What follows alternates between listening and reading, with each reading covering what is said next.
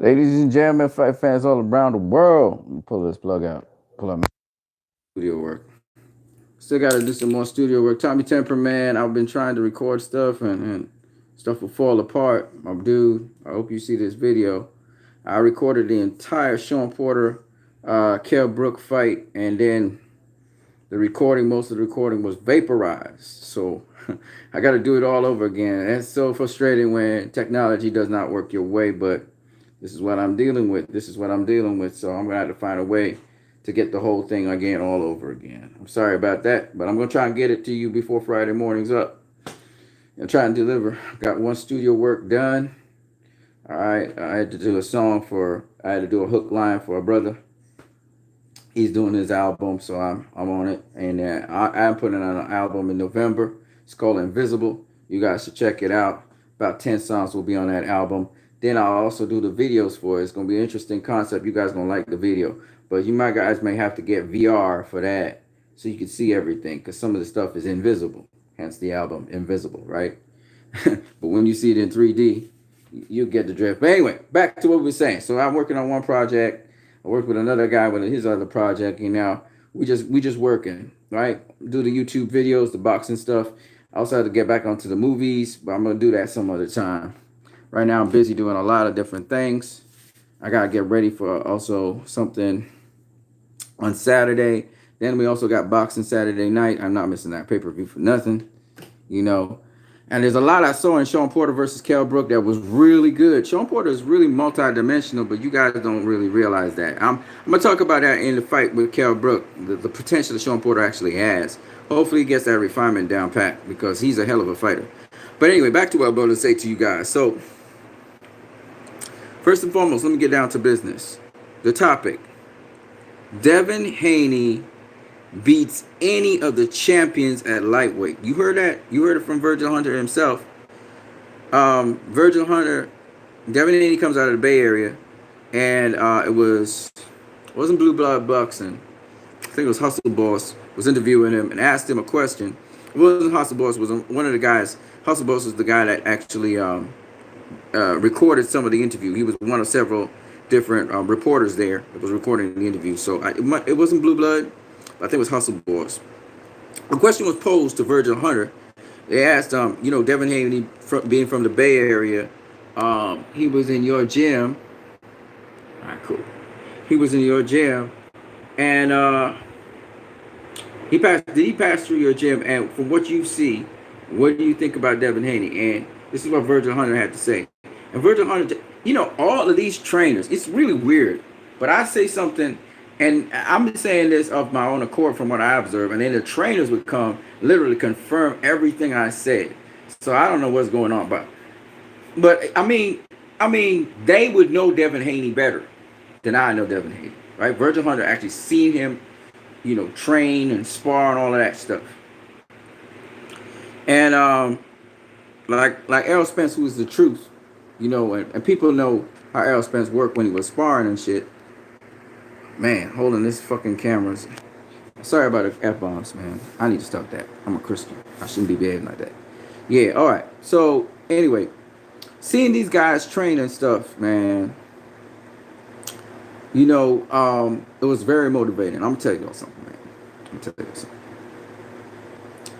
Virgil Hunter said this of Devin Haney. And you see the title. And you can always check out the video, Hustle Boss. I subscribe to Hustle Boss. You can see the Hustle Boss video.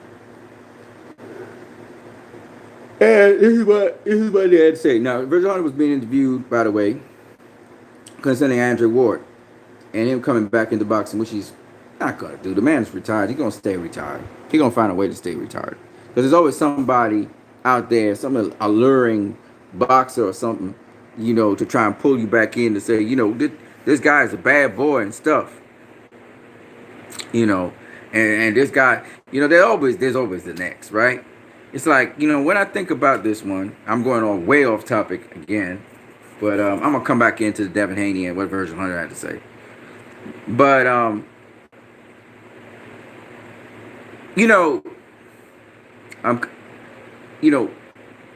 think that it's a smart move on Andre Ward's part to retire and stay retired from boxing, right?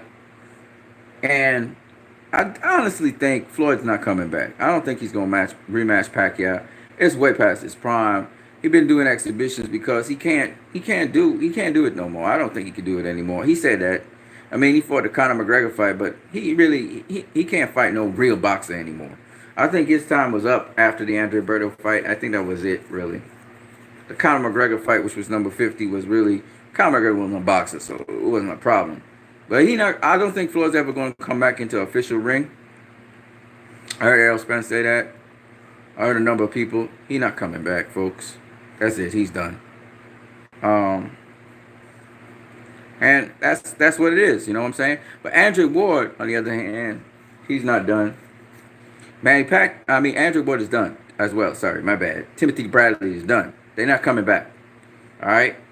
Manny Pacquiao's not done yet, but I don't expect Manny Pacquiao, to be honest with you, I don't expect him to. A lot of you want him to face Errol Spence and show up on a winner. I think Pacquiao already proved his point by beating Keith Thurman.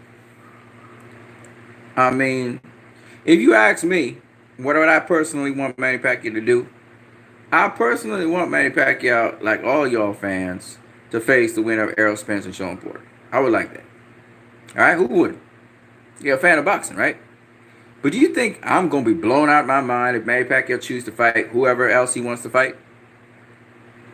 Not really. The man's 41. The man's 40 years old. Next year he's going to be 41. What the hell are you going to... I give him a pass. I give him a pass easy. Easy. This man has proven himself through the years. What? He just trying to put an icing on the cake, but really...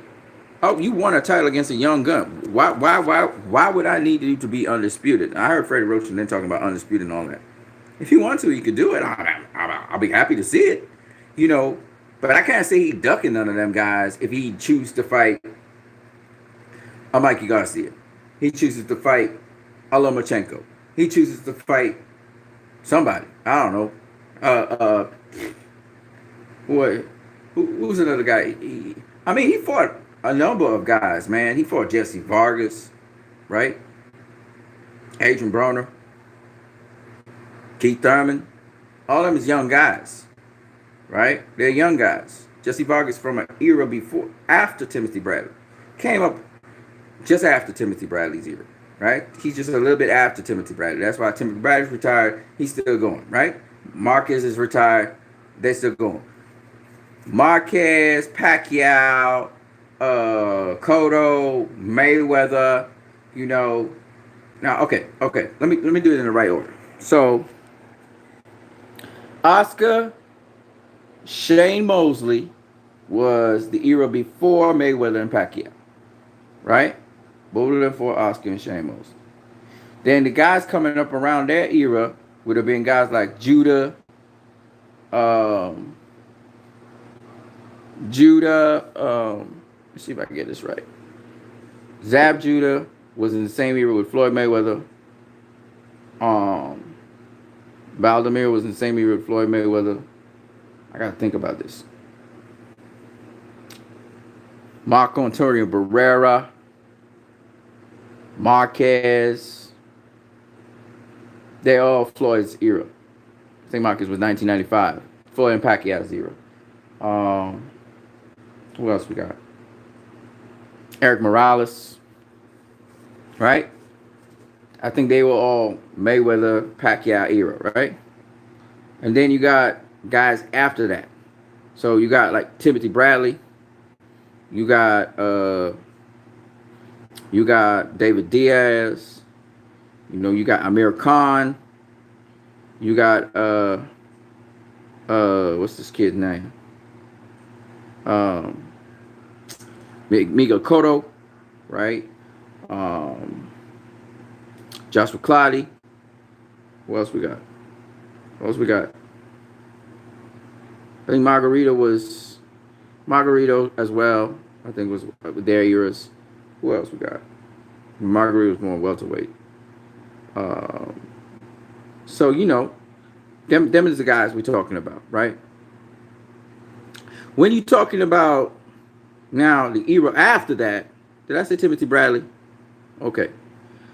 Now the era after that now is the guys like Jesse Vargas, Keith Thurman, Sean Porter, Errol Spence, Kell Brook. They're the era after that. So that's why I said Pacquiao go through 4 eras. He went through the Shane Mosley, Oscar De La Hoya era. That overlapped with them. They was kind of closing down when Pacquiao Mayweather was coming up. And then we got the Zab Judah, Mayweather, Pacquiao, Marquez, Eric Morales, and Marco Antonio Barrera era, right? They're all contemporaries. And then you got the Miguel Cotto, Timothy Bradley, David Diaz, Juan Diaz, their era, right? And then you got the Jesse Vargas, Keith Thurman, Sean Porter, Danny Garcia. You got their era. So 4 eras Pacquiao's gone through. This is the 4th one right here that he's in. XXX Raw 2013. XXX. So Pacquiao's gone through 4 eras. You know what I'm saying? Mayweather's gone through 3. Like Berto, same time with like Cotto on them. Victor Ortiz, the same time with Cotto on them.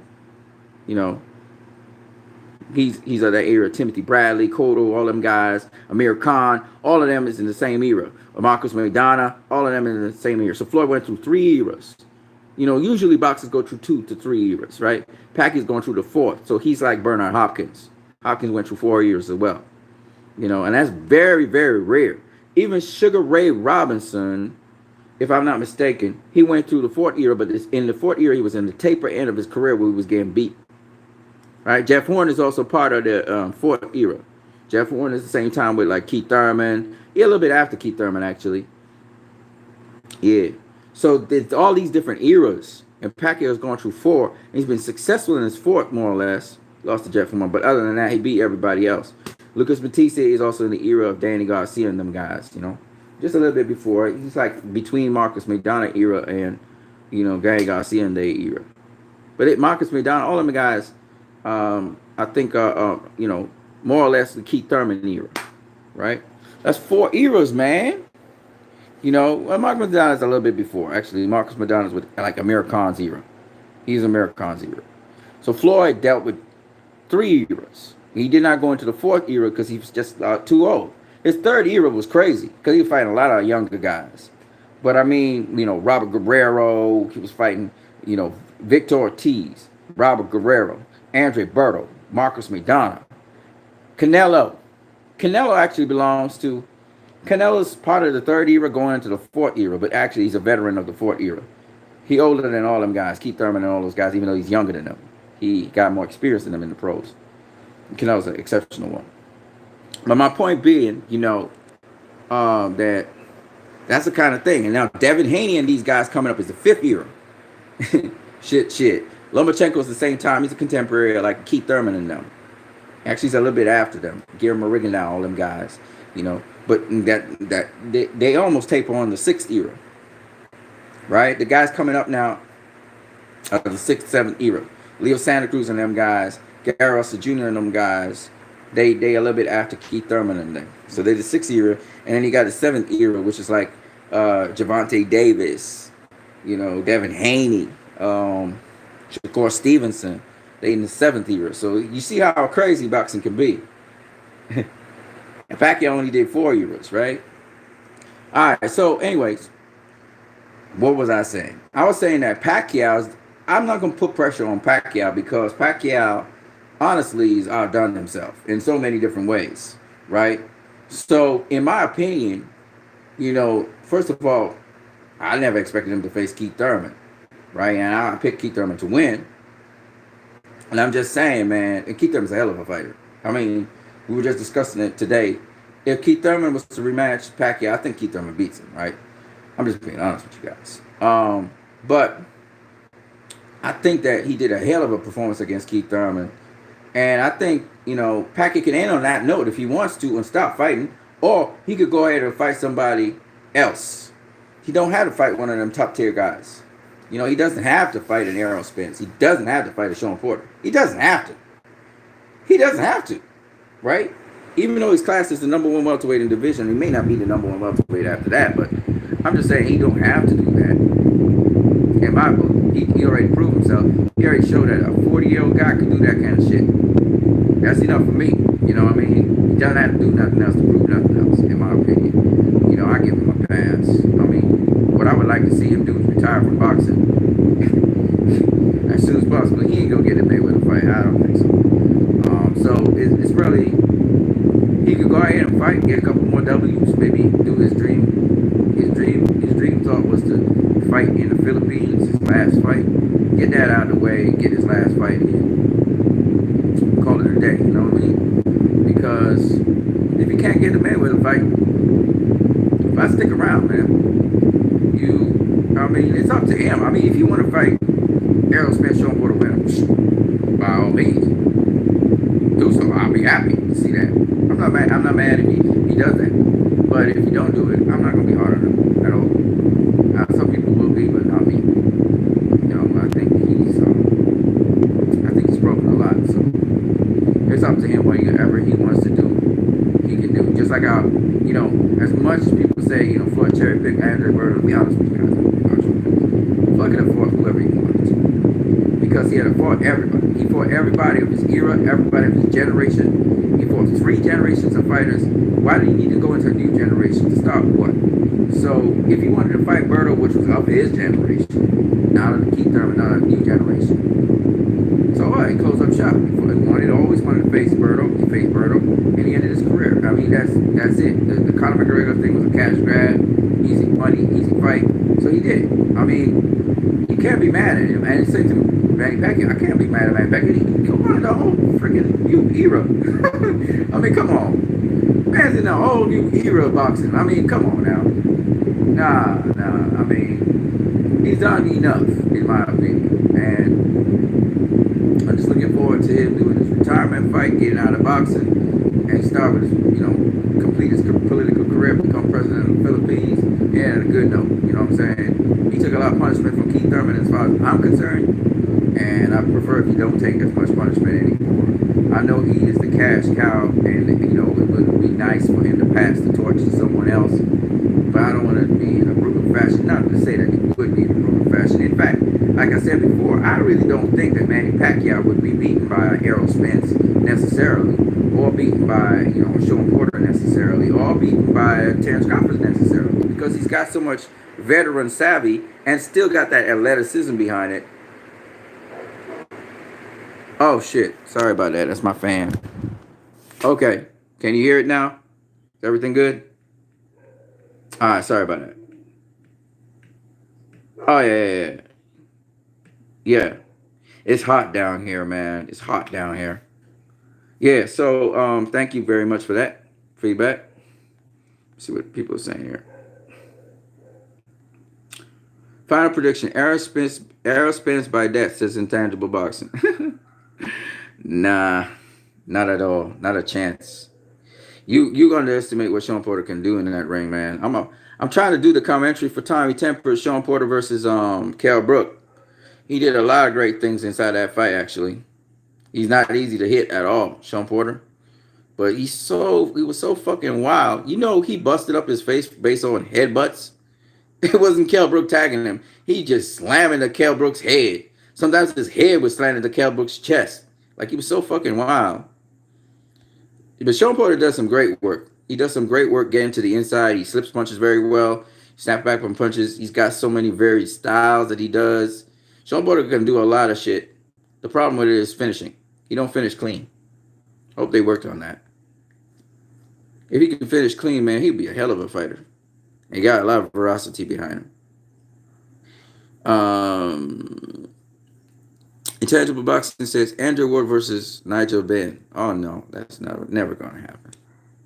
And plus, I saw Nigel Benn. That motherfucker old as shit, man. Y'all gotta be joking. He don't look good at all. He look weak.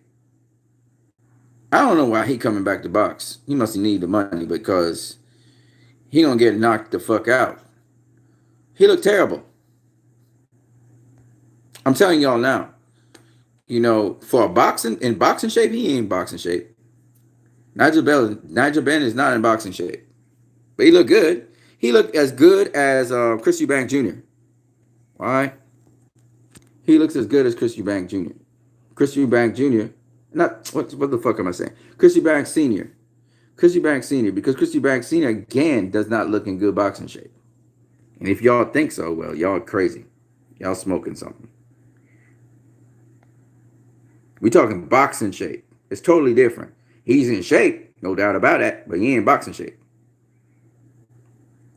Fatty McFly says, Devin Haney overrated. He fought all bums and everybody hyped him up just like Spence. Low.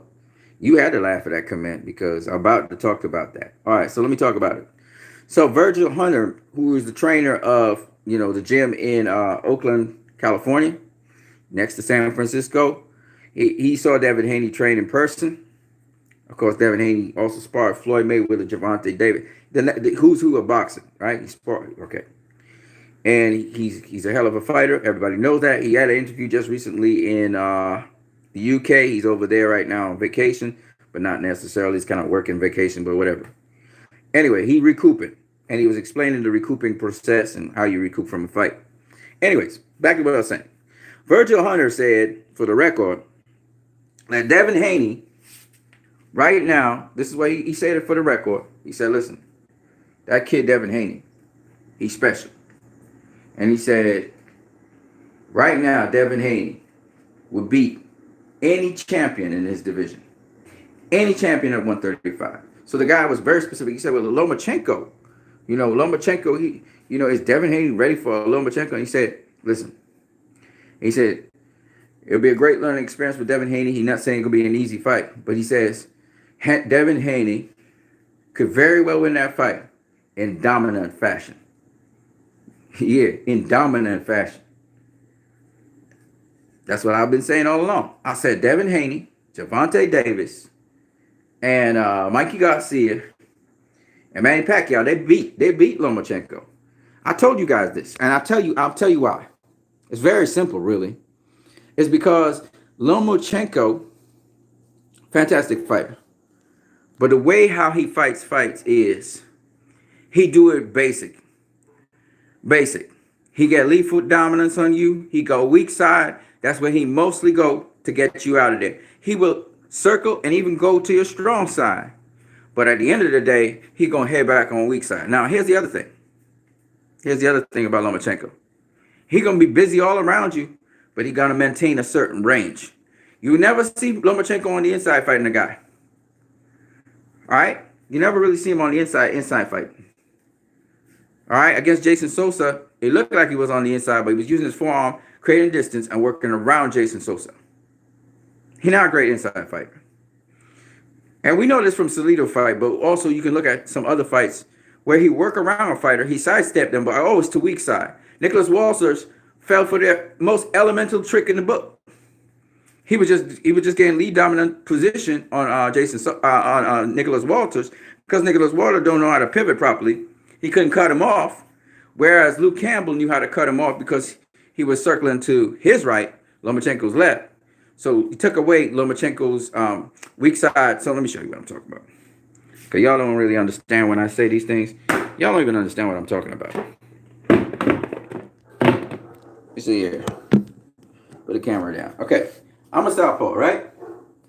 All right. This is my jabbing hand. Okay. How do I take away a guy coming to my weak side, which will be on this side? So if a guy comes on this side, guess what? Look where I am. I can't hit him. I can't go across my arm. That's why it's called my weak side.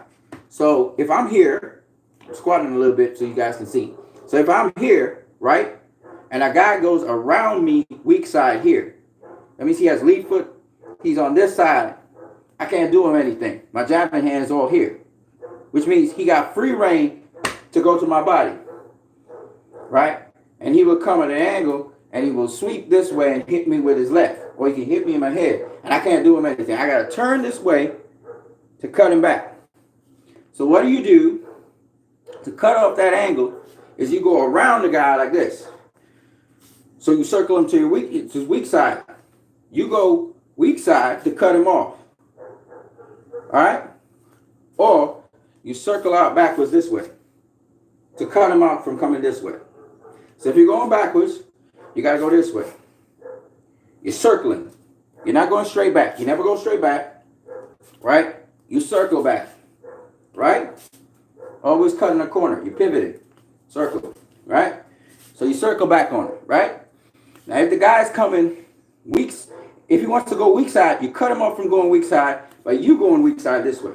So Luke Campbell, he kept on moving this way, all right? He kept on moving this way and circling this way, cutting off Lomachenko from going weak side. So what Lomachenko would do was, realizing that, he would reset by circling out. He'd go out this way.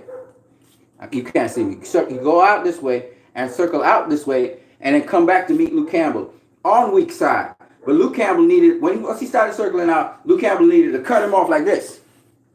Circle him on the side to cut him off from weak side. Push him back that way. He never did that. The other thing he didn't do was distance control. So I'm trying to explain to you guys what I'm talking about so you guys can understand. He's still not understanding it unless I had another person participating with me. But basically, sometimes Luke Campbell would not distance control properly. What I mean by that is, even though I'm circling weak side, I can't let this guy come in on me because he's desperate. And any opportunity he get, he's going to maximize on it. So if I'm circling weak side, right, and he make a mistake and starts coming in on my ass, I need to immediately put a jab in his face. Immediately, as I'm circling. Immediately. Luke Campbell didn't always do that. So he closed the distance on Luke Campbell. That's how he was able to hit him with a left to the liver. Once he hit him with that left to the liver, Luke Campbell went into survival mode, and he started running this way, and he gave Lomachenko weak side. He just run straight back. He just went straight back, and Lomachenko immediately took advantage of that situation. Another time, he forgot to go weak side. Lomachenko got lead foot position on him, right? He was onto the outside of him. Immediately, Lomachenko went in on him with the left and the right. Okay? So it's those kinds of things we're talking about with footwork. Now, when you're looking at orthodox versus southpaw, the most effective punch, of course, with an orthodox fighter is the lead right. So if I'm orthodox here, okay, and I want to catch a southpaw who's coming to me, then what I'm going to do, I'm going to set, right, whatever. He may throw a jab or he may throw his lead left. And once he throws his lead left, right, I got this, right, this is my hands here. Slap it down, go over the top. Right, my head's out of the line of this jab. If you want to throw a jab, slap it down, go over the top, right? So that's the right counter, okay? If I'm southpaw and he is orthodox, same thing. He throws the right at me, maybe to my body, slap it down here, and I come with a jab, or I catch it here and throw over. Catch and shoot, boom, right? So it's that kind of thing that we're talking about, all right? So the thing that makes it different with Devin Haney is he got reach advantage on Lomachenko, just like Luke Campbell. And on top of that, Devin Haney knows how to use his footwork appropriately. Exceptional footwork that boy have. On top of that, he also knows how to go around an opponent. What I mean by that, sidestep. Either way. And he can pivot 180 degrees either way. So he can go strong side, weak side. He knows what to do if he's going strong side to get his head out of the way of your shot. And so if Lomachenko was to commit, for instance, to a lead left, you know, he could go up and under and counter still. I don't know if you guys understand the thing I just said, but there's a lot Devin Haney do. I just watched at him. I was like amazed at what he can do in that ring, especially against Abdullev, who's he's a good fighter. I watched Abdullev know how to pull counter. Abdullev know how to land a right to the body, come over the top with a hook, come right to the body, come off a jab, and come with the right to the body. You know, come off the. I don't know if you guys understand what I'm saying, but he'll come off the jab, turn the jab into a hook by sidestepping his opponent, and then come with that over the top right. Just like how Devin Haney was doing it, just Devin Haney much faster. He come with a high guard in on you, try to catch the shots to the body, and then catch and shoot on you. Abdullah is a good fighter. He's a good fighter, but unfortunately for him, which is why he probably got into the eliminator position, the interim championship. He was fighting for it because he was a good fighter. The problem with him was he was facing a guy just leagues ahead of him, and Devin Haney. And Devin Haney was just everything about him was just superior to Abdullah, and so he just crashed him, and hurt him and stuff. But I like that just showed that Devin Haney, unlike what happened to Teofimo Lopez, where he was getting tagged up, Devin Haney showed that the competition he was facing was not sufficient, right? So he's a WBC mandatory, but he way above that level, because he just trashed the guy that was supposed to be the WBC mandatory, right? And we're talking about, like I said, sidestepping your opponent, working around your opponent, going strong side, but using feints and other things to go strong side on your opponent, even pivoting to the strong side of your opponent, working them out. I'm just saying, that's a whole other level of fighting, right? Anyways, I said more than enough right there. I don't know if you guys even understand what I'm saying, but it don't matter. XXX Rosa, Shane Ford in 4 generations. Did he? Okay, cool. I don't know, but he didn't win. He didn't win all his fights in 4 generations, did he now? So are you saying Floyd was his 4th generation? Or Canelo? Canelo was his 4th generation, but he didn't win. I think he beat Pablo Cesar Connor, but he never won no championship in his 4th generation. Pacquiao did. And against the top guy.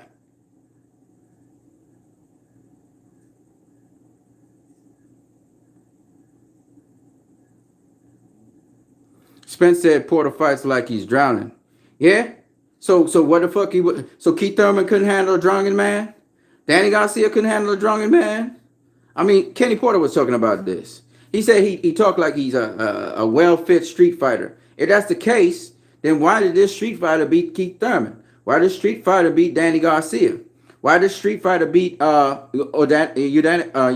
Ugas? Come on, man.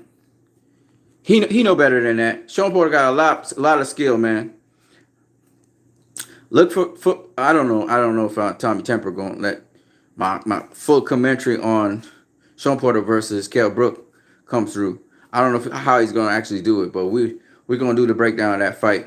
Hopefully, I'll be able to get that commentary to Tommy Temper Friday morning so that people can see the fight and hear the commentary on it. Because I'm telling you, man, Sean Porter do a lot of different things. A lot of different things. He's not one-dimensional like you guys think he is. Trust me. Right? And if Errol thinks he's really a club fighter, all right. Oh, he a street fighter. Street fighter, he said. Not even a club fighter. Street fighter. So he's not even professional. He's not even a professional club fighter. Get the fuck out of here. There ain't no street fighter that would beat professional fighters at the highest level. None. All right? Say that Porter is a little bit inaccurate. Say that he don't finish his stuff. And he's finishing much better now than he used to.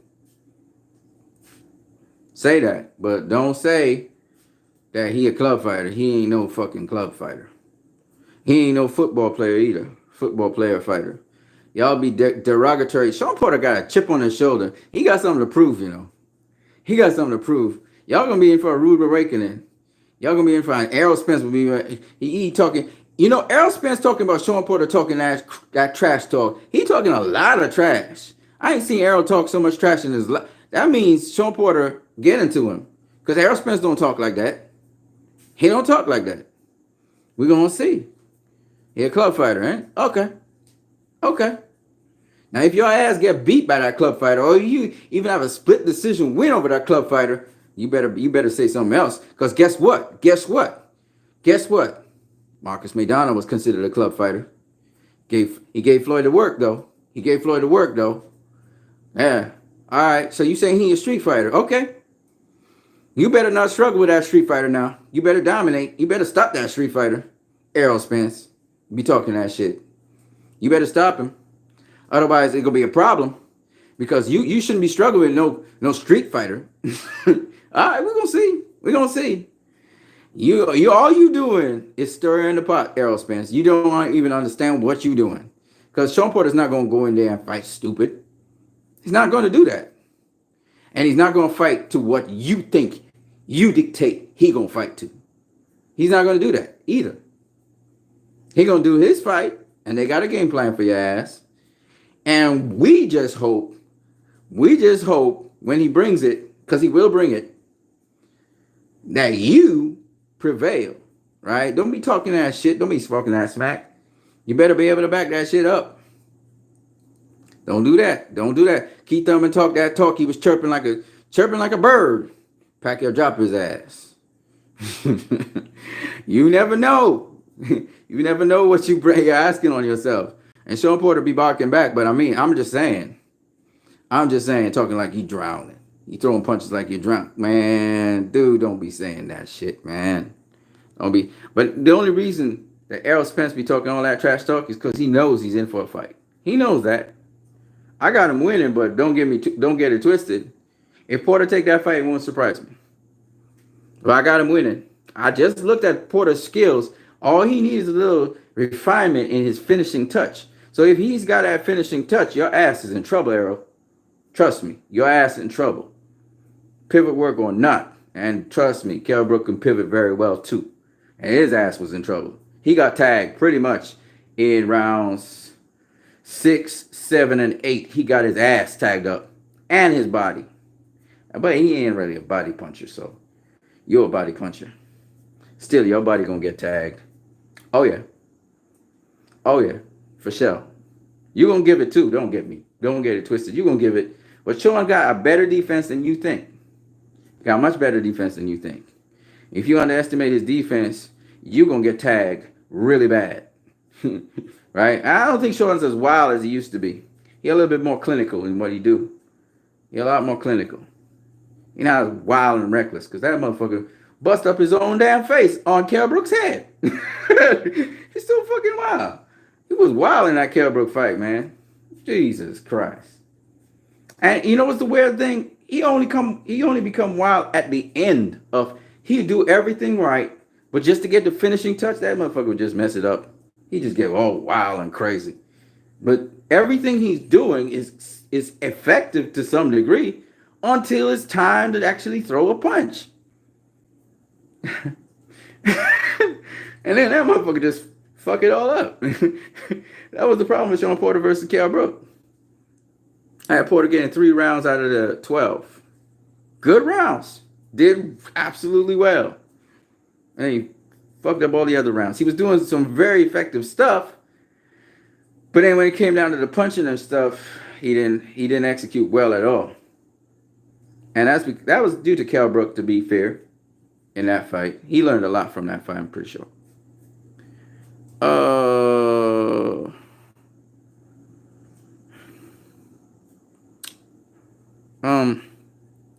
They laughing at that. At the last press conference, that was funny. I understand everything you were saying. Yeah, that was concerning Devin Haney. Yeah, Devin Haney, man. What I was saying about Lomachenko. Lomachenko's a hell of a fighter, though. He know how to mask that to get to your weak side. He gonna do all kinds of things, but he really want to go there. He got some other things he do when he coming straight on at you that I like he would feint a certain way, and he sometimes feint a lot of punches really fast, and just kind of smoothly just feint a lot of stuff and then come in. He do some nice little feints, man. But effectively, he's gonna go weak side. That's his thing. It's bread and butter, which makes sense. He's a southpaw. You're gonna take advantage of the situation, lead foot dominance, that kind of stuff. Guillermo Rigondeaux, same kind of guy, textbook. But if you don't give them your weak side, they can't take that, so they know how to do something else. You know what I'm saying? Rigo's an outboxer. Not anybody, he's very effective outboxer, but one-dimensional like Lomachenko. Porter was wild until he fought Danny. Yeah, exactly. Exactly. I thought he did pretty well against Danny Garcia. Still not as accurate, but he did pretty well against Danny Garcia.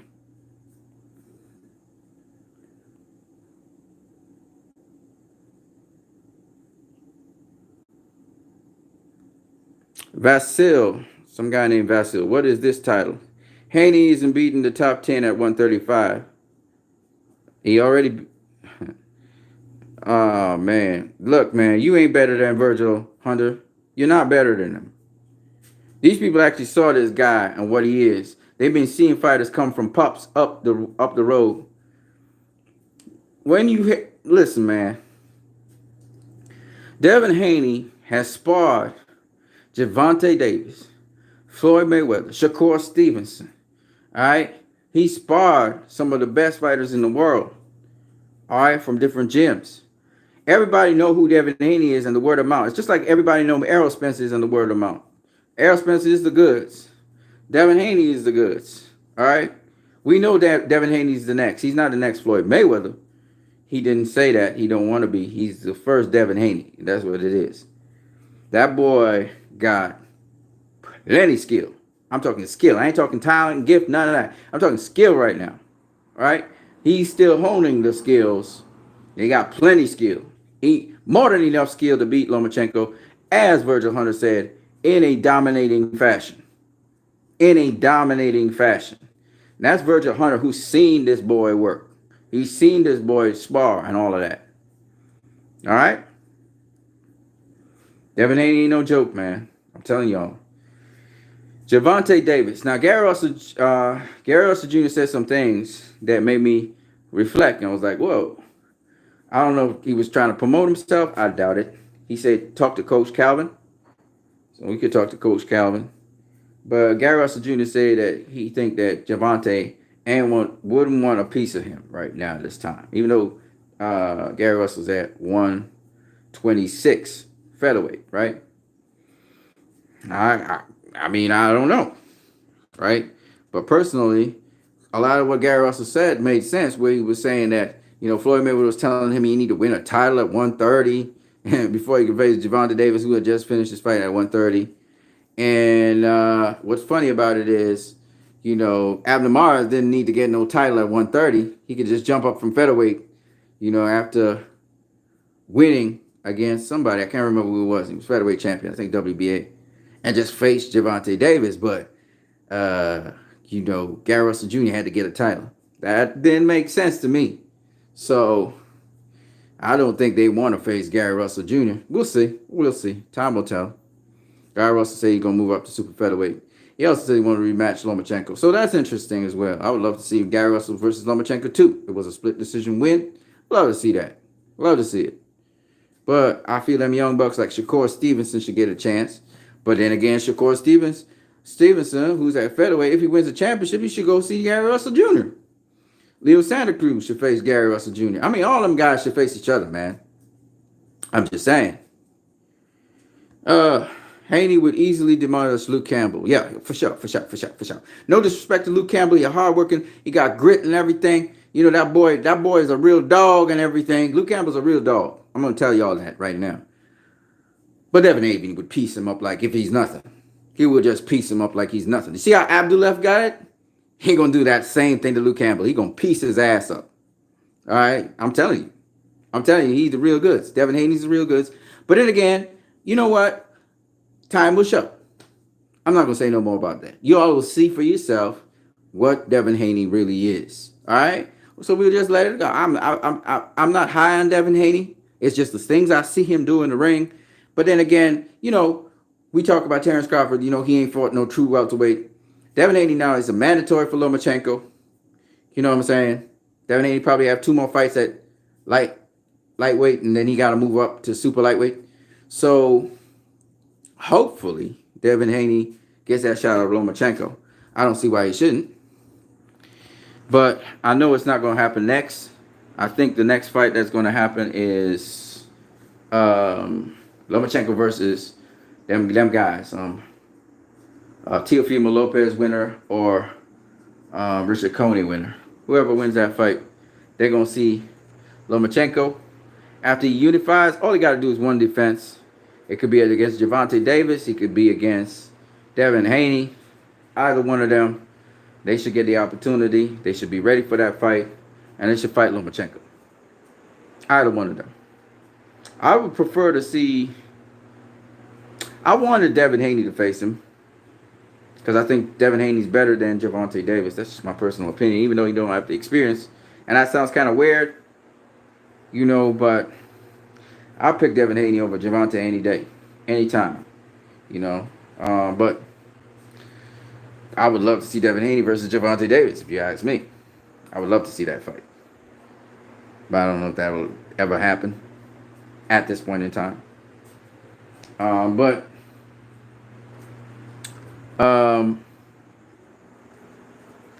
between those two, you know, whoever gets Lomachenko always wanted Javante.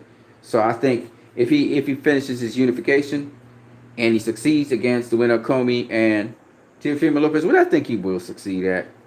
Them guys too vulnerable. I don't think. For instance, Richard Comey don't show me the footwork I need to see. You know, he don't show me the footwork I need to see to beat a Lomachenko. You need to have footwork, and he don't have it. Teofimo Lopez, he a lot more athletic. He move around a lot, but he get caught too easily. He got too much vulnerability. He showed his vulnerability against a nobody. So if he's so vulnerable, against a game opponent, he ain't gonna do well against Lomachenko. He's just not gonna do well, and he realizing that he need to go back to the drawing board and shit. He don't even know if he's gonna win against Richard Comey. So, you know what I mean?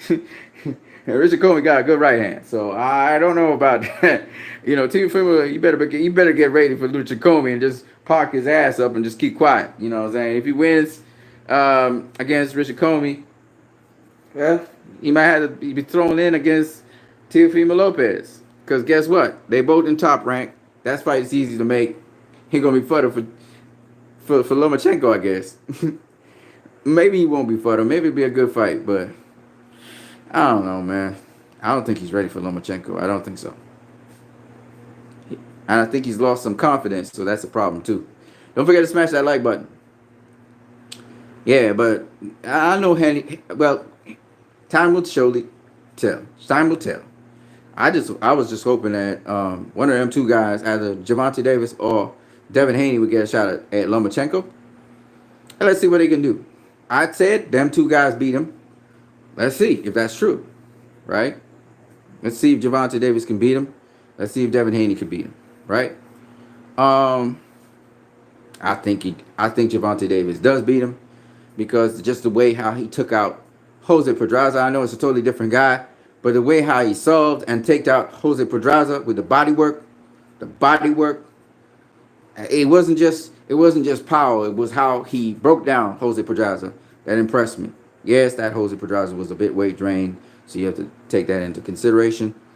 But it's still how he broke down Jose Pedraza. That body work was beautiful, and that's what really took out Pedraza. Pedraza was trying to protect his body, and his head was exposed, and that's how he got taken out. So I think Javante is much better than people think. It's not just about power and all that shit. He finishes. He's a finisher, but he's a boxer. And he hasn't been able to really show you that yet. And he got that killer instinct like the pretty boy Floyd. Devin Haney, same thing. Not as fast as Javante. Not as lightning quick, not as explosive. But definitely strong. Definitely got that positioning really well.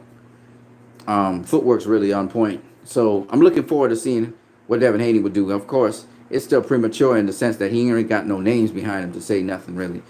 So I understand why people would think they favor Lomachenko over Devin Haney. But he put himself in the position to be a mandatory for Lomachenko. Let's see if he gets that shot. Let's see if Lomachenko will oblige him at some point. I don't know if he will after he faces Javante, if he beats Javante, or even if he doesn't beat Javante, would he give Devin Haney a shot? And would Devin Haney be interested in him if he got beat by Javante? Or would Devin Haney just go after Javante? I don't know. I really don't know. Because Devin Haney looking for a championship. So I don't know. But one thing is certain. I think that Lomachenko will become undisputed lightweight champion of the world. I think so. I think he will get it. He's just got one more belt to get. And that's a big achievement. So you can't take nothing away from Lomachenko. The man has fought at 132 in the amateurs. Now he fight at 135. You gotta give him his props, man.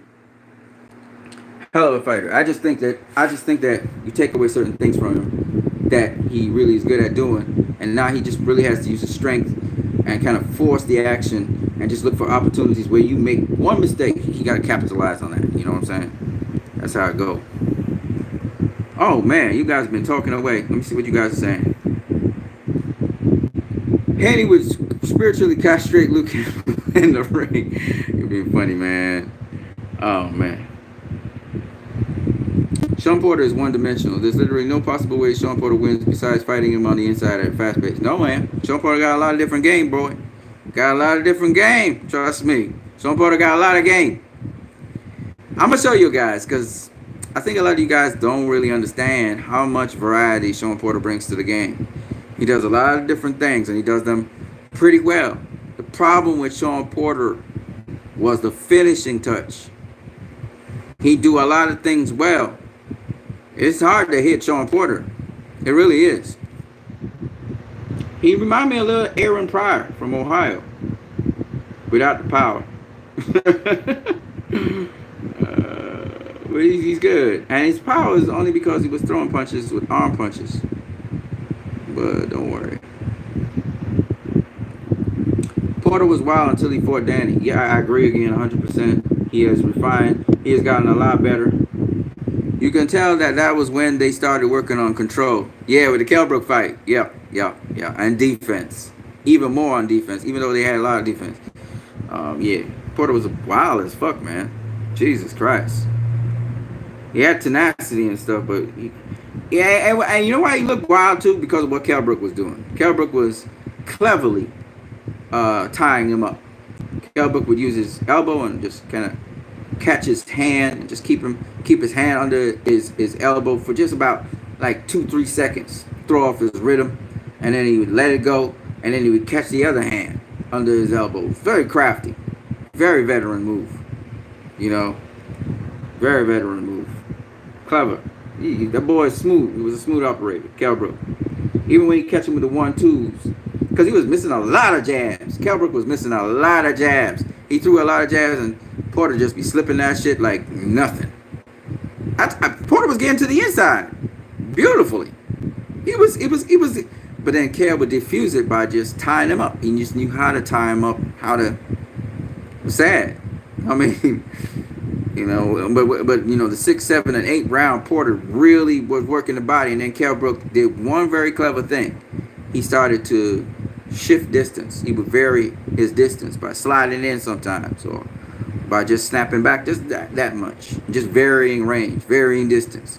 So Porter was still doing the same things to get to the inside, and so Porter had to make the adjustment. He never really quite made the adjustment like he needed to. He still get the body punches in the 10th, 11th, and 12th, and everybody getting tired, of course.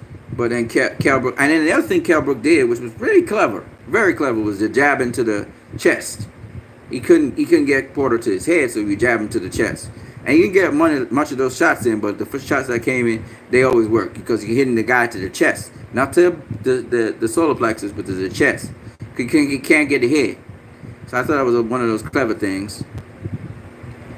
But Porter was using down jabs, up jabs, spare jabs, double jabs, shotgun jabs. I mean, this motherfucker can do it all. Sean Porter can do it all. I was like, whoa! I didn't realize this dude do all this shit. You know, he was doing the what do you call that jab? Shit. He was doing step jabs. He was doing jabs on the spot. And then he had several guards. This motherfucker got several guards. I didn't realize Sean Porter does all this shit. Y'all need to really watch the Kell Brook. Every single round, Sean Porter came out with a different style. Every single round for the Kell Brook fight, he came out with a different style. Y'all don't realize just how good this guy is. He's good. The problem with him was he would get to the inside, and then because I guess he got thrown off in round 1 and round 2 when Kell Brook started tying him up. So maybe that's why he was excessively wild. But I mean, they had a great game plan for Kell Brook. What threw them off was, I think, Kell Brook tying him up. He didn't, and then Kell Brook was actually in that fight the stronger guy. He was definitely the stronger guy. Even though Porter was landing some body shots, some nasty body shots to the inside, Kell Brook would cling on and then tie him up. And that's how he stopped the action. And even though they were throwing punches, even though Porter would try to fight through and throw punches, well, arm punches. So you don't count that shit. He ain't doing nothing. You know? But Porter got bloody face, not from Kell Brook's jab, from slamming head foot into Kell Brook's head. Like, god damn, Porter. He was wild, man. He had the ferocity. Sometimes his head would stop him from landing his punches. He would bounce into Kell Brook's chest. Boof. And then he wouldn't be able to throw a punch. He was just smothering his own work, man. Oh my God. It was an ugly fight in some respect. You know, and it's so sad because he would bob and weave beautifully. You know, he slip and dip and slide, and he was great at doing that shit. But then to get off the punches, he just not find the right range. He would just either throw beyond the target, or he would throw before the target, or even if he does throw at the target, he get tied up. So I think he's gotten a lot better since then. Against Keith Thurman and against Danny Garcia, he's actually found range. He knows how to throw his punches properly. He even paces himself better. He falls into the fighter's rhythm, so the fighter will miss just that much. He doesn't get tagged as much.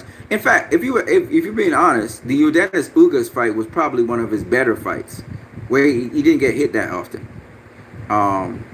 It was actually one of his better fights, the cleaner fights.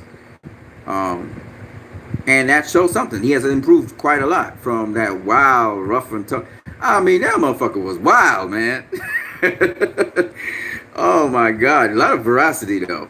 When he does land a punch, it's a lot of wow, you know. But he's changed. He's not smothering as much of his punches and stuff. But I'm telling you, man, if that motherfucker was a little bit more accurate, I hope he is a little bit more accurate in this fight with Spencer. Man, that motherfucker could win fights nonstop because he's got so much skill. He does so many. I can't explain to you guys how much skill that man has. And then he's athletic at the same time. You know? Like, oh man. When have you last seen a leaping spear jab? Not a leaping left hook, a leaping spear jab. When have you ever seen that? Sean Porter does that kind of shit. I'm just trying to help you guys understand this motherfucker ain't doing things that everybody else is doing. You understand?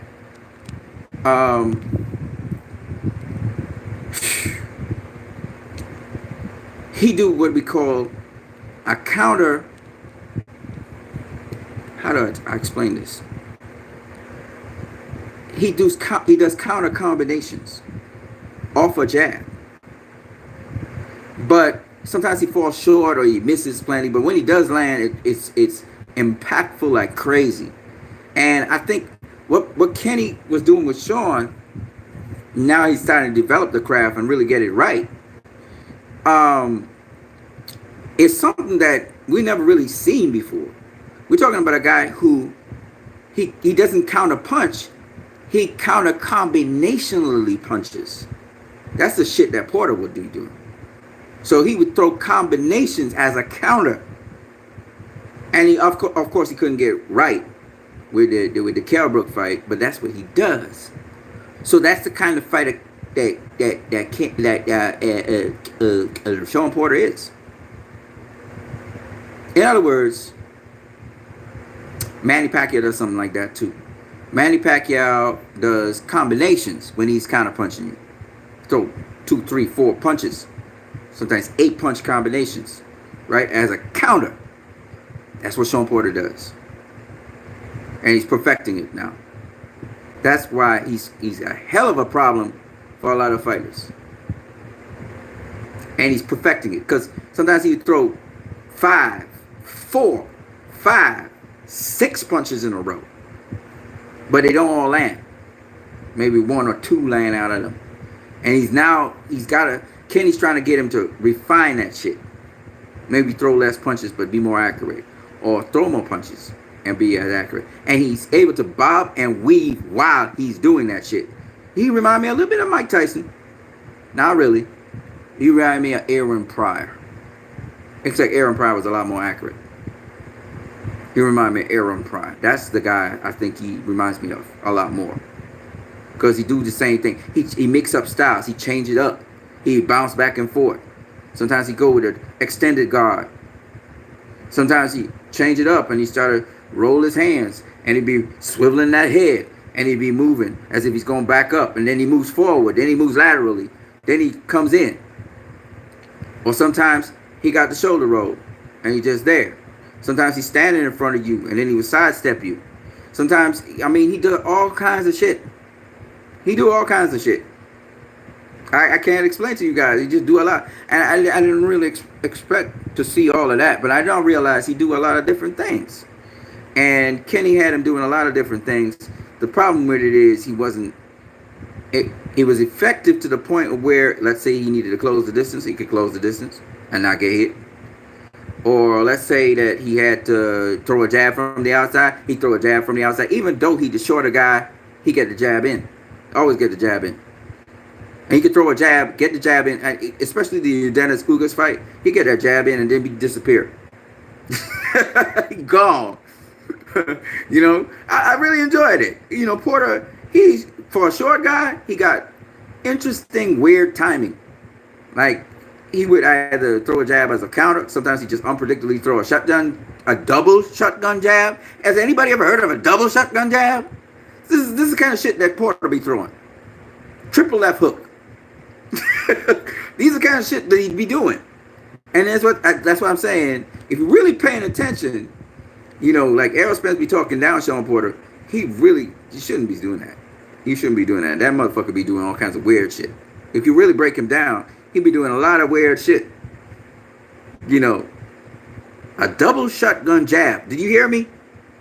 All right. That's what I saw against Kell Brook, and it was effective. He actually lands that shotgun jab most of the time. That's a punch he always normally gets. You know, oh my God. Sean Porter. I wish he could get his stuff together, because if he is, he's pretty much an unstoppable guy. POVXD, who's this? Shout out to you, PVOXD. If there's something I don't like about Porter, it's how he throws his jab. I don't see him pivoting when he jabs. Very vulnerable for a counter. Dude, you have no idea. That motherfucker throws so many different kinds of jabs, like I said before. One of his jabs that he uses looks like a hook. It's a jab to the body, to the solar plexus. Extremely effective. That he lands better than a left hook. Speaking of Shakur, what do you think of Haney sparring with Shakur? Personally think Haney struggled a bit. Not really. I thought he beat up Shakur. Intangible boxing. Sean cannot outbox Errol because Errol has the reach. What the fuck does that mean? Kell Brook had the reach. Didn't stop Sean from hitting him with a jab. What are you talking about? You know what? Anyway, let me leave that alone. Of course Sean can outbox Errol if he wants to. And he doesn't have to be the better boxer. Sean does things in that ring. Marcus Maidana. Floyd Mayweather said, Marcus got a good jab. Guess what? Marcus was very effective with the jab. He was pushing forward to the corner, and then he would start banging away at Floyd's body. Do you think Marcus Maidana has a better jab than Floyd Mayweather? Fuck no. But he was effective with his jab because of his style. And what you have to look at the whole package. You can't just look at intangible one thing. You have to look at the whole package and the game plan. It's not about who's the better boxer. Sometimes the better boxer don't win. You know, and the reason being there's other factors to winning a fight. And game plan and everything. Okay. Andy Ruiz versus Anthony Joshua. Is Anthony Joshua a worse fighter than Andy Ruiz? No. But Andy Ruiz's style is one that will always give Anthony Joshua problems. And 9 times out of 10 beat him. Right? Because it's styles that make fights, my friend. Styles make fights. Right? Now, what I just told you about Sean Porter, you see, you guys are really underestimating Sean Porter. You really are. Especially his jab. But Derek James, he's smart enough to know and understand Sean Porter got a good jab, and he said so. You know, let me see if I can turn this thing upside down. Yeah, great.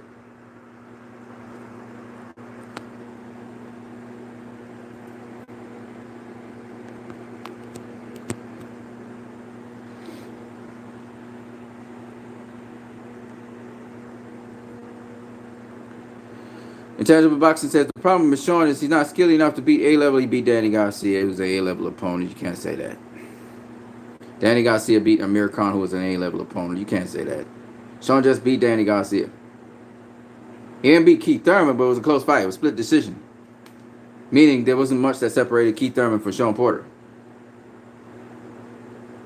Intangible Boxing says Sean can't box either. That's what you say. Tell that to Dennis Ugas. A guy who can't box just beat him. Tell that to Danny Garcia. Danny Garcia can't box? Look. Marcus McDonald they were calling him a club fighter and all this shit. Listen, man. This is boxing. This is boxing. Tell me, are you saying that the great Sugar Ray Robinson, when he lost to Jake LaMotta, that Jake LaMotta was a better boxer than Sugar Ray Robinson? Fuck no. He wasn't. But he beat him on that night. There are lots of fighters who are not better boxers than other fighters that have beaten them. And the reason being, two reasons. The first one is, usually, the guy who can box underestimated the other guy. The second reason, and the most important reason of them all, is the other guy used the skill set he had, as limited as it was, to its full capacity. And with his tenacity and his drive, which is a very important thing, and will to win, he used those simple skill sets with a good game plan to beat the more superior guy. And Sean Porter is a danger. I knew this from a long time. I told you guys who the four kings of the division was before Errol Spence came through. We had Timothy Bradley. I said the four kings of the welterweight division will be Kell Brook, Timothy Bradley, Keith Thurman, and Sean Porter. I told you guys that. I said, even though Sean Porter lost to Kell Brook, I said that motherfucker is dangerous and will become world champion again. And what happened? He became world champion again. I told you guys this stuff since 2000 and I think it was 2013. I think it was 2013. I told you guys this. It was 2013. No, it couldn't be because that's Canelo Alvarez fight. No, probably 2014, 2015, somewhere around there. The video's up still. You guys can always go and check it out in my archives. All right? I recognize Sean Porter is a problem for everybody in the welterweight division. I don't care who you are, who you call yourself. He a problem for you. He may not win all the fights, but he's a problem. And for you guys, I know I said it too. I said it in a hangout just recently. And you guys, I said I don't see Errol Spence losing to Sean Porter, whether it's split decision, whether it's draw, whether it's unanimous decision, whether it's majority decision. I don't see him losing to Sean Porter. But honestly speaking, now I'm looking at Sean Porter. I'm not saying that. I'm not going to say that categorically. I'm going to say with reservation that, you know, I'm rooting for, what can I say? I say Errol Spence got the skills, got the ability to beat Sean Porter. If you're talking about skills, he's not more skilled than Sean Porter, but he got more honed skills than Sean Porter. Sean Porter shows a wide variety of skill. I didn't realize that. He just don't have it all honed together. He don't have his whole package put together properly. But he got a lot of skill, and he does a lot of things no boxer in boxing right now does. I just told you guys about a double shotgun fucking jab. Who does that shit? Do you guys know what a double shotgun jab? Do you know what a shotgun jab is? And he's extremely effective with his shotgun jabs. Extremely effective because you just don't know when he's going to do it. He doesn't telegraph it.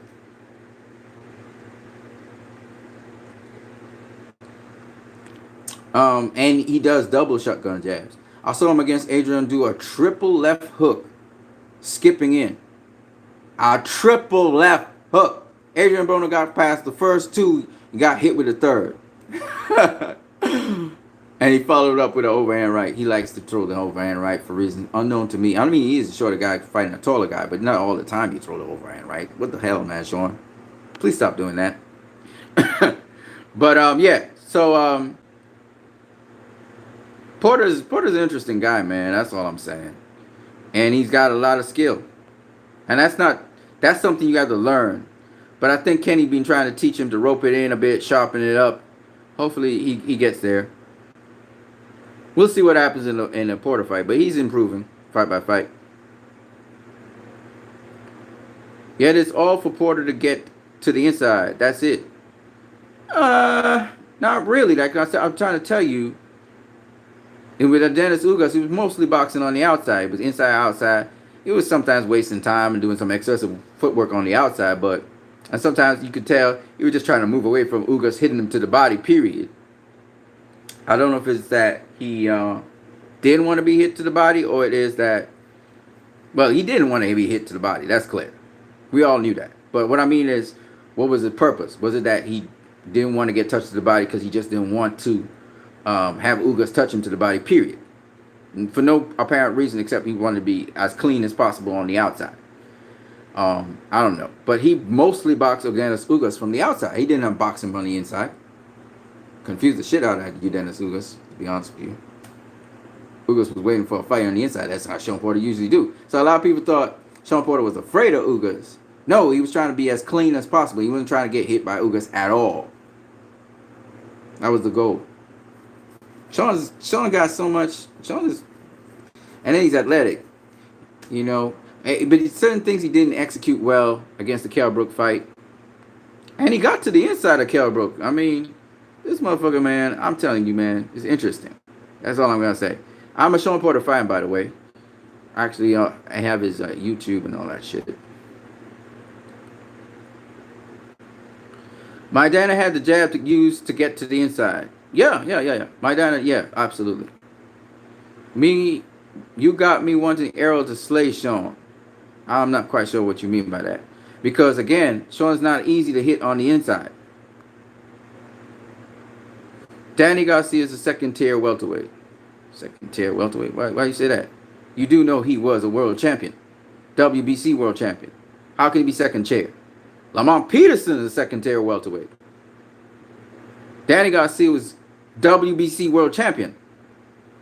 Lamont Peterson never was a authentic world champion. He was always he got a paper title. He's second tier. Lamont Peterson never was unified world champion. Lamont Peterson was two-time world champion at the super lightweight division, but he got beat by Lucas Matisse, knocked the fuck out, and the only reason why he didn't lose his belt because it wasn't a championship fight. He had a nice relationship with the IBF. And he got beat by Danny Garcia. You know? So you can't, I mean, Danny Garcia, welterweight, he was a WBC champion. That's how Keith Thurman got the championship belt from him. Keith made it too close a fight, though. He made that fight closer than it should have been.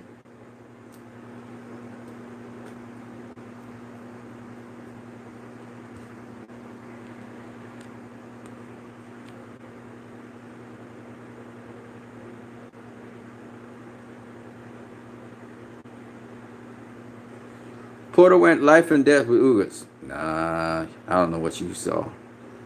You kidding me, man. Senator Mosier said, too much hype for Spence. Porter is a live dog. He's not fat, Mikey. Yeah, he's live, man. He live, and y'all really, okay.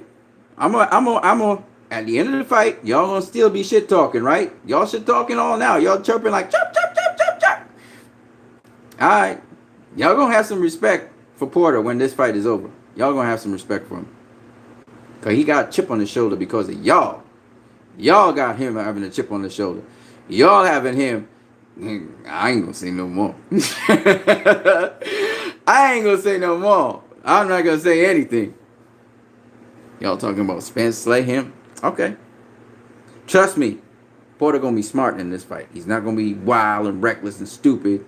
You know, he's gonna be smart in this fight. He's not gonna go in there and get knocked out by Errol Spence. He's a very smart fighter, and Kenny's a very smart trainer.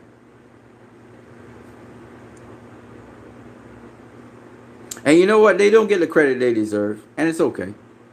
It's okay.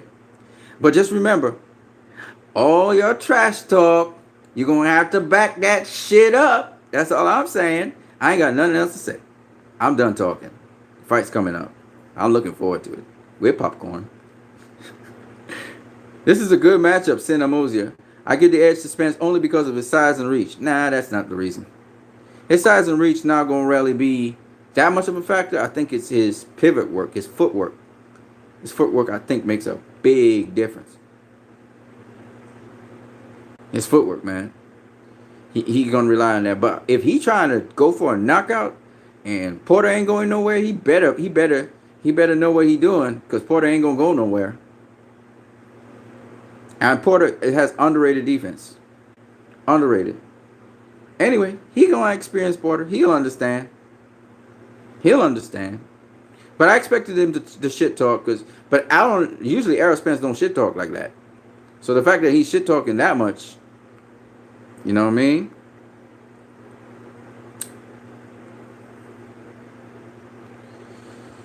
Ugas is a counterpuncher and didn't mesh with Porter's style that much. Nope. Too slow.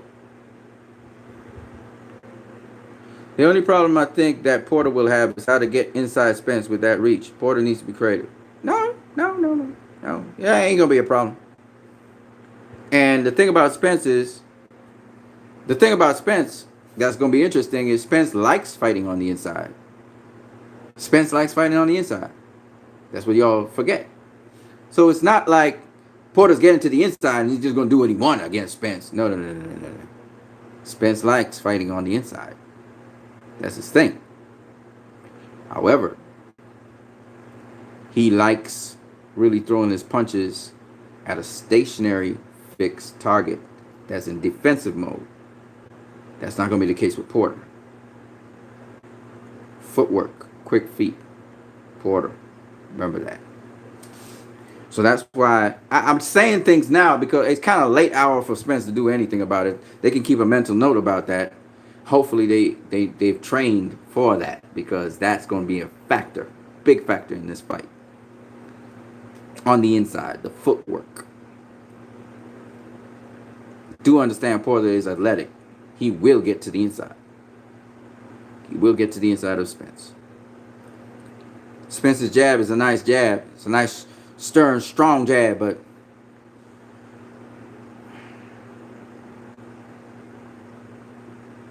Sean will give Errol problems early, and Errol will take over, put Sean in survival mode for a little bit, buzz him a couple times, but Sean will fight and take it to the cards. I don't see that, but maybe that's what you see. I don't see that, though. I don't see that at all. The only reason I think Spence is going to win is because he's going to be a little bit more accurate. That storm is coming for 12 rounds. It's not coming for... Y'all don't understand. This man is well... Anyway, I'm going to leave that alone. Y'all talk. I'm done talking about that. Y'all don't understand, though. Y'all acting like Sean is Roberto Duran. He better than Roberto Duran in some respects. Duran used to get hit coming in. He better than Duran. Like I said, he's more like Aaron Pryor.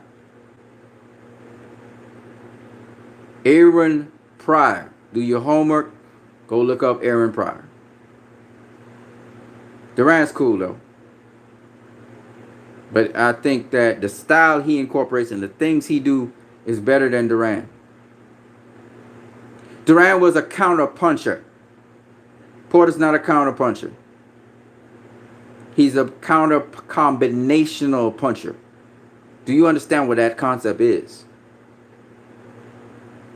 He will not come back at you with one punch as his main signature punch. He will come back with a combination off the counter. Do you understand that? It's a concept that none of y'all really understand, because that's not what you learn in textbook boxing.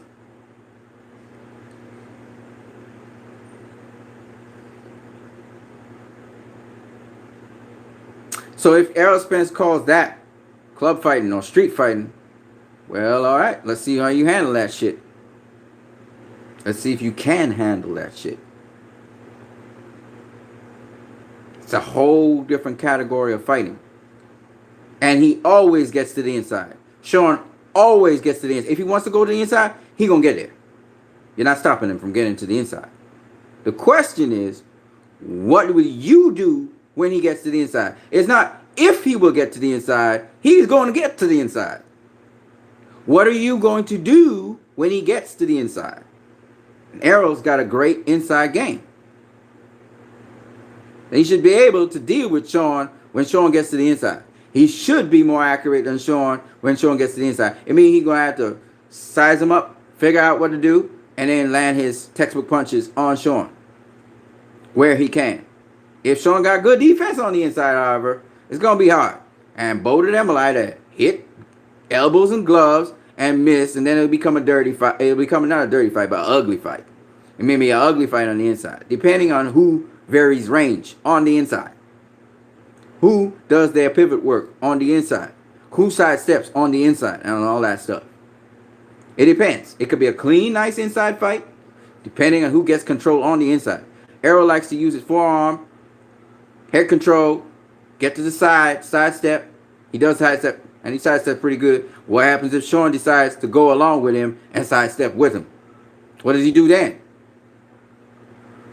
What does he do when Sean gets super low? What does he do then? You know Sean like to come up head first. Sean gets super fucking low, and then he comes up. So all of these little things, I'm just telling y'all, I'm breaking it down for y'all to think about what I'm saying now, because a lot of y'all just talk. I'm breaking it down so you guys can think about it. There's a lot to think about in this fight. We all know Sean's not the most accurate guy. Errol Spence more clinical with that. But like I said, Mayweather versus Maidana. Maidana's not the most accurate guy. Floyd was the more clinical dude. I expect Errol to land punches on Sean. But that don't mean Sean ain't going to land punches on Errol. You know what I'm saying? And my point is, what happens when Errol lands his picture-perfect shot and Sean is not going anywhere? He just continues as if nothing happened. What the fuck is Errol going to do then? Are you understanding what I'm saying? Y'all don't understand the kind of fight this is. I expect Errol to persevere and make it to the final belt. But don't get it twisted. Don't get it twisted. This is not no easy fight like people making it out to be. Fuck no. This ain't no Sergey Kovalev that Errol's facing. This motherfucker is war tested and approved, certified. That's what I'm trying to explain. For you guys to understand, it's a real test. And Errol will hope for a knockout. I mean, I even hear Errol talking about, Keith Thurman got the one time, I got the man down, we're going to stay with the man down. You know what I'm saying? This elite division, man. You're not dealing with no pansy out there thinking you're going to just knock him out. The fuck you think this is? You know what I mean? This is the elite level. And you dealing with one of the most well-conditioned motherfucking athletes in boxing. He the most well-conditioned motherfucking athlete in boxing. You gonna knock him out? Okay, let's see. My money says you don't. I don't see that happening. I just don't. And if you don't watch yourself, that motherfucker could be swarming you and overwhelming you if you don't watch yourself. You gotta be on point. You gotta be on point with that motherfucker. Hopefully you can do it in a dominant fashion. Hopefully. Gotta try and trip him up. Try and catch him on the end of the jab and let him know, hey, you ain't just walking in here like that. But he slips jabs quite well. Kell Brook is really good at timing with the jab. That motherfucker was slipping that jab like if it was nothing. He was getting to the inside of Kell Brook like it was nothing. Do you guys understand what I'm saying? Sean Porter's face that was bloody, I thought it was because of Kell Brook's punch. No. It's because he rushed in and put Kell Brook in the head and bust his own eye open. Sean Porter wild as fuck, man. That's one thing I got. He was wild. He was really wild. Especially on the inside. Wow. He tamed down a lot. But he gets to the inside. And he will against Errol. He'll get to the inside.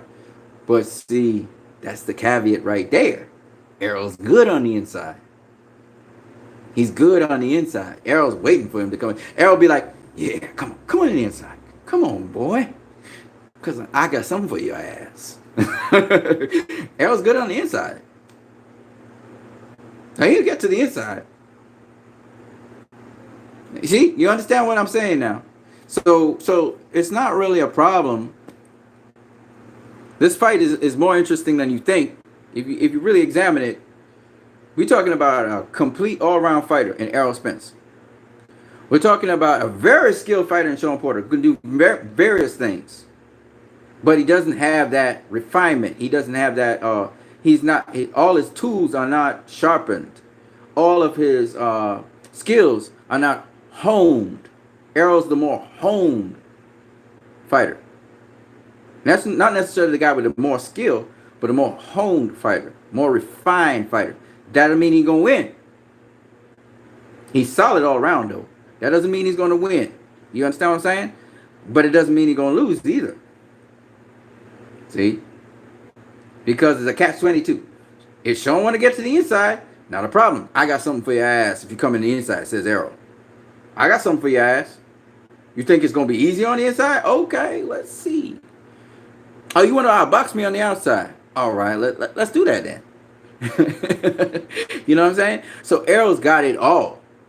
The question, though, is Shawn, got that platitude of skill, and he got that sort of unpredictability about what he's going to do next. And he can mix it up, he can change it up, he can do different things. So that's what makes Shawn very interesting. And don't you ever think that Shawn can't out-jab Errol on the outside. That's really, really taking it for granted. And don't think that Shawn needs to jab Errol to get to the inside. No, he doesn't. He doesn't have to even jab Errol. Errol will throw a jab. Shawn will just simply bob under it or weave under it or slip it and get to the inside. He can get to the inside without throwing a jab. He don't need to throw a jab. I've seen it in the Kell Brook fight. That's what I'm telling you guys. So it's not like this fight is not as easy as it sounds. There's a lot of things that, and Shawn can pop a jab on you and then pivot out the way, pivot to the next direction. So he can catch you with the jab and just bounce away to another part of the ring. You just go in and out. And if Errol wants to come get Shawn, no problem. Shawn doesn't have a problem with that because guess what? Once you get Shawn to the ropes, Shawn has a maneuver he does. You guys know what I'm talking about? He has a maneuver he does where all of a sudden your back's to the ropes and he's the one throwing punches at you. You've seen that move, haven't you? I'm just talking stuff. I'm just letting you guys open your eyes and realize, oh, this fucking fight ain't as straightforward as it looks.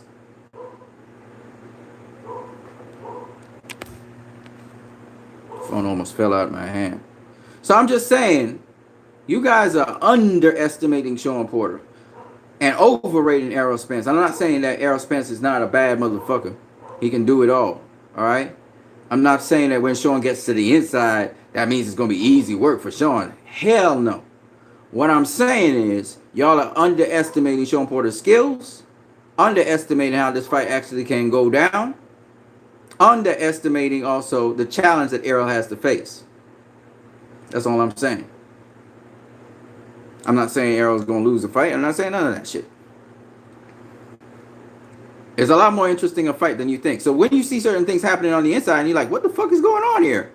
No, not what the fuck is going on here. Shawn got skills that y'all never really factored in. And then y'all start making all these exclamations. Oh shit, he like Roberto Duran? That's what you're saying? And all this bullshit talk because you never really thought deeply about what Shawn Porter does in that ring. You just never gave it much thought.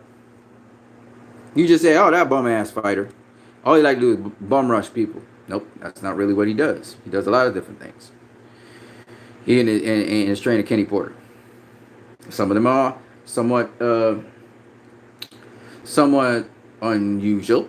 You haven't really seen them before. Some of them are just plain straight fucking athletic. They not really nothing to do with boxing. And then others are old school shit that you never seen in this era. Period. You know? Porky used to throw a nice shotgun jab.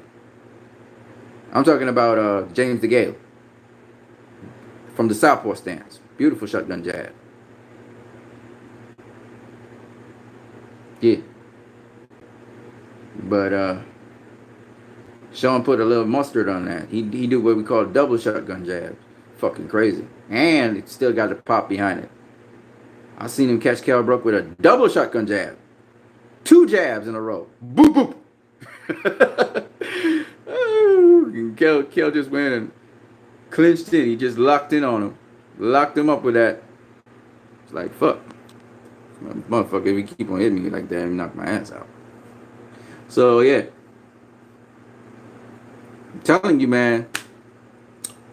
But Errol's got a lot of things going on, too. So, don't get it wrong. He'll be ready for the challenge to some degree. You know, I think he'll be ready for the challenge to some degree. I think he will pass the test. I don't see why not. But there's a lot going on when you talk about these guys. So don't think that Sean Porter's just this loser and he's side tier. Don't ever do that shit.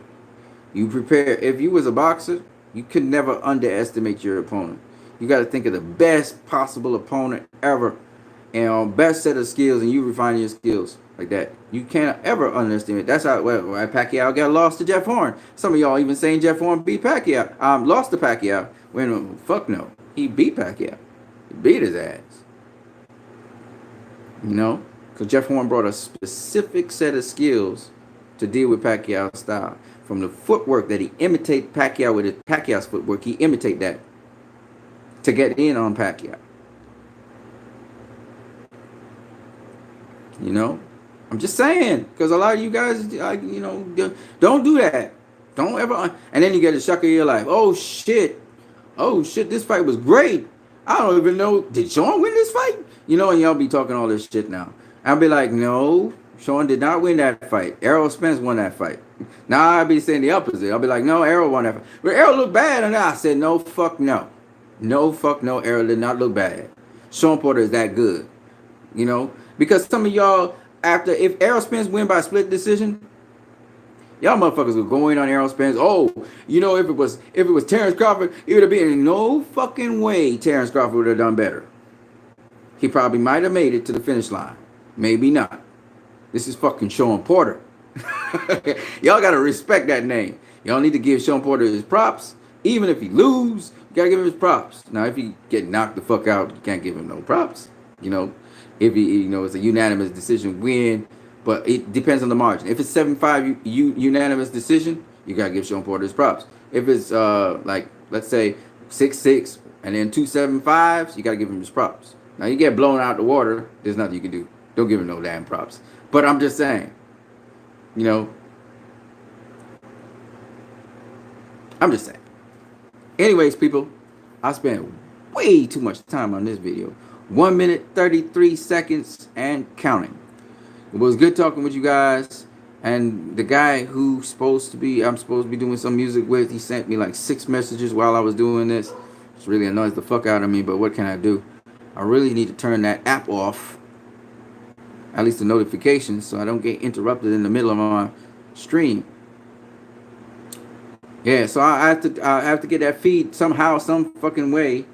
Tommy Temper. It will be Sean Porter versus Kell Brook. I don't know how much of my narration will actually make it to the final cut. I don't know what Tommy's really have in mind. I think he should go round by round and have the 3 of us comment as 3. Like if we were 3 separate judges, that would be the best way. I don't know what he has planned, but I got some gray hairs, man. I'm getting old. But at the end of the day, this is what we got. This is what I got for you guys. Hopefully you guys get to see that fight, because it wasn't so much what Sean did do, it's what he didn't do that cost him the fight, honestly speaking. And it's what Kell Brook was able to disable him from doing to some degree by clinching him up. Because he did throw a lot of punches in that fight. He threw a lot of punches. But I only had him winning the 6th, 7th, and 8th rounds of that entire fucking fight. The rest of the rounds went to Kell Brook, 9-3. Yeah. So hopefully I can get that. Unfortunately, there was the first time I was seeing the fight, so I was commenting as I was seeing it for the first time, and I was explaining the strategies of both fighters, and I was talking about what Sean Porter was doing, and I was talking about what Kell Brook was doing. But unfortunately, that fucking video. Sorry for cursing. I need to stop cursing. That video, man. Not the video. The sound bites didn't all record. For some reason, the program I had recorded the first minute, and then everything went blank until about the last couple of seconds of the video, which is stupid. So I gotta find something that can record and won't do that shit. You know, technology's so fucking stupid sometimes. You know, and I don't know if he'll have to cut up my stuff and do each round with commentary from 3 different people. Maybe that'd be the best way to do it. So it's a 3-minute round. You have the round going through. You get one set of commentary, then you go again, and you get the second set of commentary, and you do it again. You get the third set of commentary. Maybe that's the best way to go about doing it, so that you get 3 different views from 3 different people. I try to go by the 4 criteria that the judges use, and I try to explain the fight through that. You know, but it'd be good for you guys. It'd be an eye opener to you guys, so you can see what Sean was doing, as well as Kell Brook. Don't get me wrong, but Kell Brook's kind of more an outboxer. He's an outboxer. He's not no infighter. So it's kind of easy for me to explain that. Errol Spence is not a fucking outboxer only. He is an outboxer, mid-range fighter, and an infighter. Much more complete fighter than Kell Brook was. And he's not a headhunter. He goes to the body where it's necessary. So it makes it for a much more interesting fight as well. Because remember, both guys go to the body. Sean goes to the body. Errol goes to the body. Errol can get small and low. I don't think he can get lower than Sean, though. Sean gets super low. But Errol gets low. I don't really know.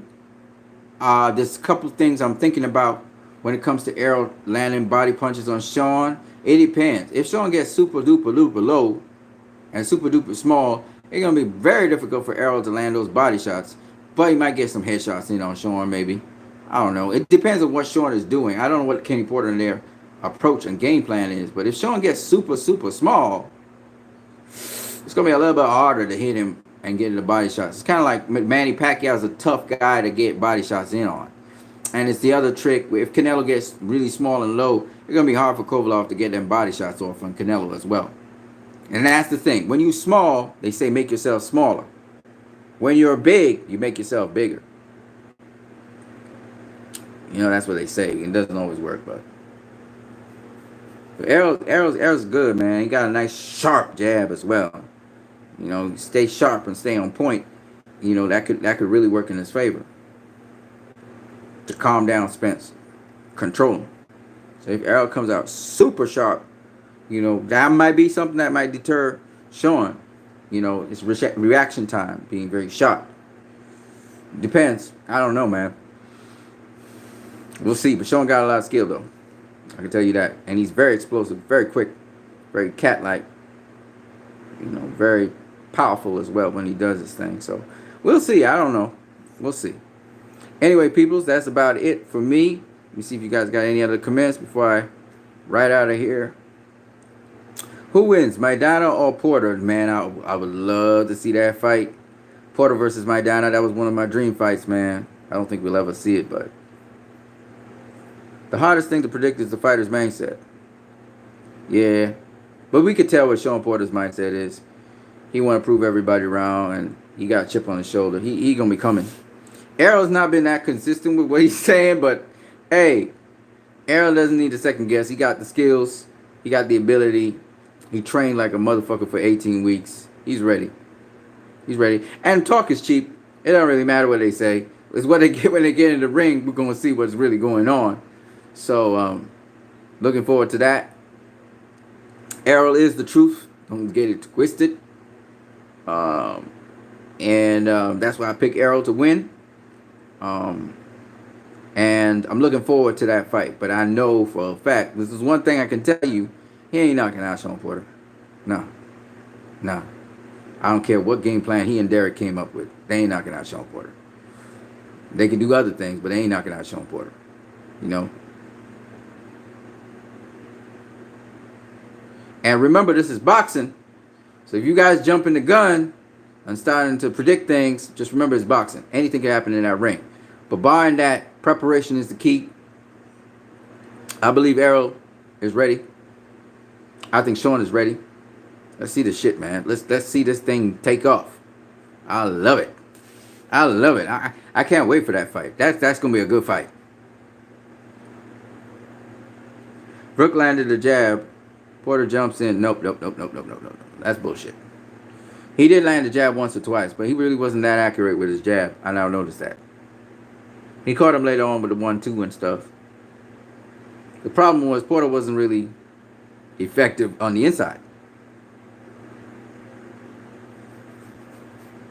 And Porter landed his jab effectively at times. I think 6, 7, and 8 was his rounds where he was very effective. And you know Brook kind of dies down in them rounds.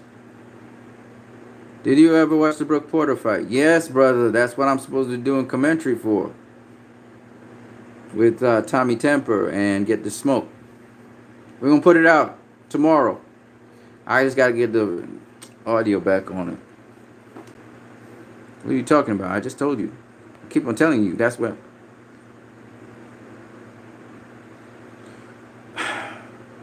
Okay. The hardest thing to predict is the fighter's mindset. Yeah. Errol Spence should already be considered the unified champ. What? That's some whack ass shit. Fuck no. Gotta get past Porter first. What are you talking about? Man, you guys really underestimate Porter. That's terrible. Alright. Tomorrow you'll see. Don't forget to hit that jab button. A lot of you guys are really coming through here. I never seen so many people come through in my thing. This is crazy. In the Mike Alvarado Fairing division. You like too much stupid. Hey man, it's a hot topic. Errol Spence versus Short Porter. It's a hot topic. So, you know, if you guys have your inputs, I guess everybody has their different views on it. I'm just breaking it down from a boxing perspective, what I see, the challenges that both fighters will have. Definitely, when Short Porter comes on the inside, Errol Spence will be waiting on him. I can tell you that. Errol Spence is pretty good at throwing hooks on the inside, so look for hook throwing. That's his main thing, really. Sean Porter also throws hooks on the inside, but he also throws uppercuts on the inside. So there's a little bit of difference with Sean Porter. Sean Porter throws uppercuts, a la Marcos Maidana styling. You know what I'm saying? So look out for Sean Porter to throw a couple of uppercuts on the inside as well. He mixes it up. And Sean Porter loves to throw that overhand right for no apparent reason. Man might be ducking low. Sean Porter still going to throw that overhand right for no reason at all. And so expect Sean Porter to throw 1 or 2 overhand rights just so in the middle of a fight. Just like that. Boom. And you'll be like, what the fuck? I'm not saying he gets caught while he's throwing the overhand right, because you just never know when he's going to throw it, right? But my God, man, this dude, I don't know why he throws the overhand right. Dude be ducking low. He still throw the overhand right for no reason at all. Maybe he won't do it this fight, but he's done it every single fight. Just throw the overhand right for no reason at all. I just don't get it. It is what it is. I guess he's a short guy and want to punch upward or something. I don't know. That will be Errol's opportunity to counter if he can. But the weird thing about it is this motherfucker throws the overhand right at a weird time. Like, you'd be like, why are you doing that? Like, the other guy's like not really, may have just finished throwing a punch or something. Is like kind of on the other side of his balance. And then Sean Porter would just throw an overhand right. Whoosh! I'd be like, what? You could have taken that punch and throw it as a hook to the body or something. You throw an overhand right? For real? Like, why? I've seen it in Danny Garcia fight too. I'm like, you know, Danny Garcia is down low. He just finished throwing his punch. He missed, right? So he's off balance. What does Sean Porter do? Throw an overhand right. Be like, what? That make no sense. I don't know why he does that. Anyway, so he does throw overhand rights also when to hit our opponent in the head. So he does do that. But there are times when I just don't understand what he's doing. Like, why would you just throw an overhand right? He just wasted energy throwing a punch that was never going to hit anything. You know? Yeah.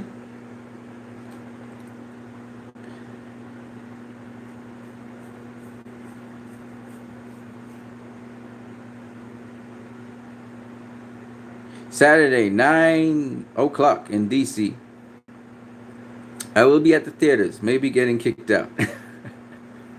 That's funny, man. Hey, I'm glad you can see it in an AMC theater, man. I wish I could see it on the theater screen too. It's all good. Whatever happens, man. Um, I'm glad we got to talk about this. You know, it's fun talking boxing with you guys. And you know me, I go hard in the paint. And if I have to eat crow, I eat crow. I don't have a problem eating crow. So if I'm wrong like Donkey Kong, so be it. You know me. Yeah.